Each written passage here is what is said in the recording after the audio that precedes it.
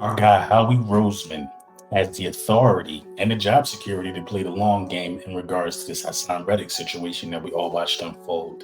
Let's talk about some reason and why this Hassan Reddick thing, went down and how it affects the draft for the Philadelphia Eagles. Happy Easter. Let's get into it.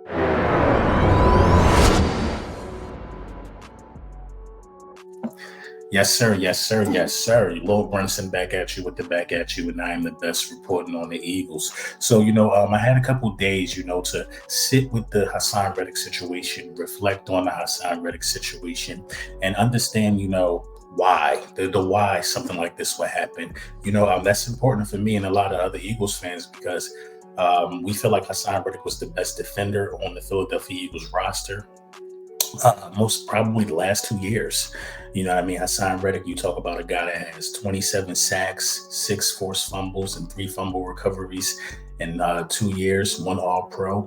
Why was Hassan Reddick, traded away, this week? So we did just get a new defensive coordinator. One reason why I could think this would happen would be scheme fit. We know what Fangio likes to play, and sometimes it requires guys to be back in coverage. That's not really Hassan Reddick's bag of tea. Hassan Reddick is a guy whose job description is to go and wreak havoc and then pressure the quarterback. Maybe he wants more of a all-purpose type of guy. I can't speculate and say that it's age that would be the reason. A lot of people are saying age, he's old, this, that, and the third. Well, Hassan Reddick is 1 year older than Myles Garrett, and that's the class of, edge rusher that he's in, whether you want to like it or not. Hassan Reddick is in that top tier echelon of edge rusher. So, don't be scared to mention him with names like that.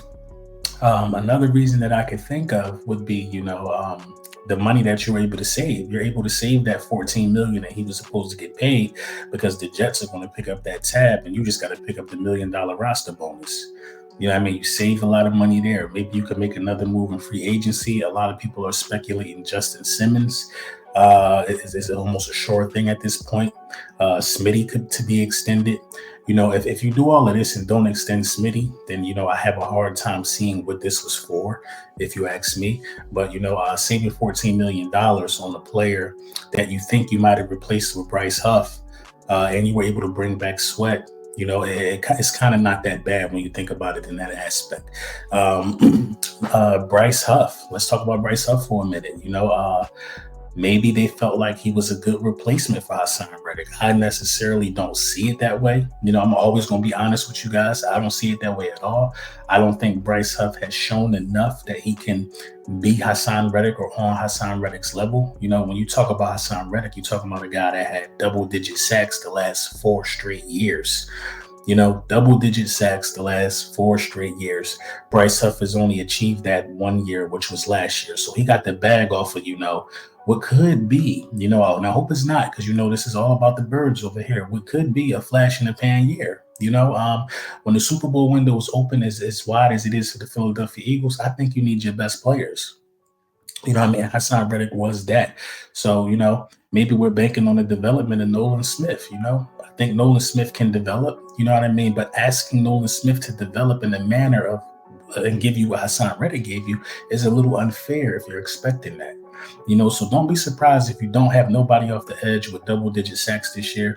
That don't mean it's the end of the world, but maybe it's a edge rusher by committee situation now, and guys are getting snaps, and guys are getting reps, and guys are being able to, open up the floodgates with fresh legs on the QBs. But it is what it is. So how does this affect the draft for the Philadelphia Eagles? Well, I did a new mock draft, and I believe this is, in fact, the best mock draft that you're going to find for the Philadelphia Eagles this year. Hands down. Hands down. But before we get into the mock draft, I want you guys to go over the big print champs, man. If you like merchandise like this, the Hurt Season hat, Ski Mask Howie tees. Well, I don't got my Ski Mask Howie on today. But if you like merchandise like like that you'll find on the website, all curated by myself. Use code BULLY10 at the checkout. You see it down there on the bottom of the screen. Get your savings, get your tees, look fly, look in step. You know what I mean? And Jason Kelsey tee is available. All of those things are available at Big Print Champs, man. You know what I mean? Follow the leader, man. The leader in print on demand merchandise, Big Print Champs. Y'all know how we give it up. So, man, let's get into this mock draft. You know, I think it changes drastically now. I think I see the direction that the Eagles want to go in. You know what I mean? With, you know, getting Hassan Reddick out of the picture via trade. And before we talk about the draft, you know, the mock, I want to let y'all know, I think the Eagles kind of did him a solid. I think I seen Ruben Frank tweet this out. They sent him somewhere that could pay him. He's still local to home, to Camden out there in Jersey, with the New York Jets. You know what I mean? And they ain't sent him across the world. You know what I mean? They sent him somewhere, you know, smooth. You know, he could still be on the East Coast, things of that nature. So I feel like they kind of tried their best to look out for him or whatever. But this is the mock right here, man. I didn't do no trading up at all, man. As you can see, man, I got an A grade in this mock. I went with edge rusher, man. Latu, UCLA. I like this kid. You know, I really like this kid. You hear a lot about him, but not too much.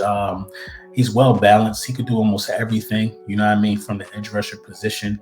I think he fits Fangio's scheme and what Fangio would like to do. And this is a guy that could be molded, you know what I mean, quick, you know what I mean. I think that this guy could potentially have, you know, a consistent Pro Bowl type of career. You know what I mean? He has a high ceiling. And I think he's worthy of the 22nd pick in this draft. I think I'm going to do some film on him, but I don't think it's worth it unless we draft him. Javon Bullard, safety from Georgia, was my second pick in this draft at 50. I like it, man. The only reason why I didn't go linebacker at 50 is because we have 53, and I know a linebacker would be there. But Javon Bullard, man, I think it gives you some depth.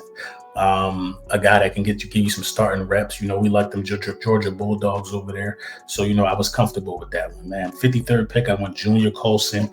They gave me a C for that. I don't know if PFF sees it as a reach at 53, but you need to address that. You need to address that position. You know what I mean? You need to go get a linebacker. I like him, man. He comes from a winning pedigree. He can stop the run. You know what I'm saying? He's underrated in coverage. A lot of people think he can't cover for some reason. He's vastly underrated in coverage. So I like Junior Colson for real, man. Number 120, you know what I mean? Jacob Cowan, Arizona, route running technician. You know what I mean? Got some issues with drops. He doesn't really get a lot of targets, and he got like high drop numbers. But you know, this guy from the slot can be dangerous. You know what I mean? You put him next to Smitty, put him next to AJ, give him some confidence, things of that nature. I think you got something there with this kid, man. The route running is bar none. You know, they talk about his size a little bit.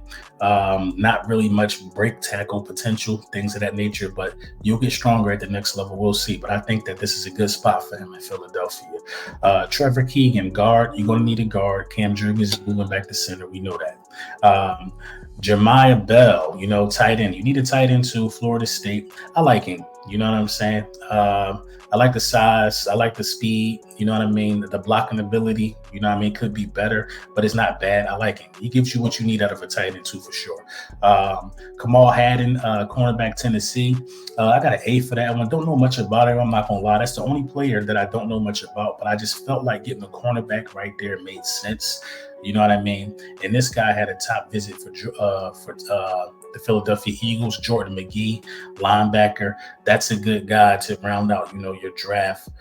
A guy that's, you know, local, whatever the case may be, had a visit with the Eagles. They talked about him. So, yeah. And PFF gave me an A for this one. So, this definitely changes the draft. I was a guy I was thinking, like, if you keep Hassan, then maybe you can go offensive line at 22, or maybe you could reach, you know what I'm saying, for you could just reach. You could reach for Edrin Cooper if you felt necessary that, you know, getting the best linebacker in the draft was a thing. But now that you lose Hassan Reddick, it changes the landscape of the draft. I thought Hassan Reddick would have been dealt on draft day, if being dealt at all, to move up for a pick.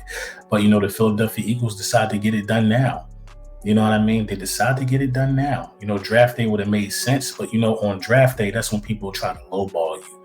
You know, and you can't rule out the Philadelphia Eagles trading up either. You know what I mean? And this makes me worry about a couple of guys, if you want me to be honest, man. If Hassan Reddick could go, I feel like anybody could go.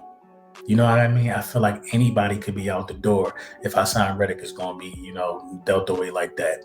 I don't have a problem with the compensation, none of those things, but it is what it is. It is what it is. And this is the way forward for the Philadelphia Eagles, which entails, drafting an edge rusher in this year's draft.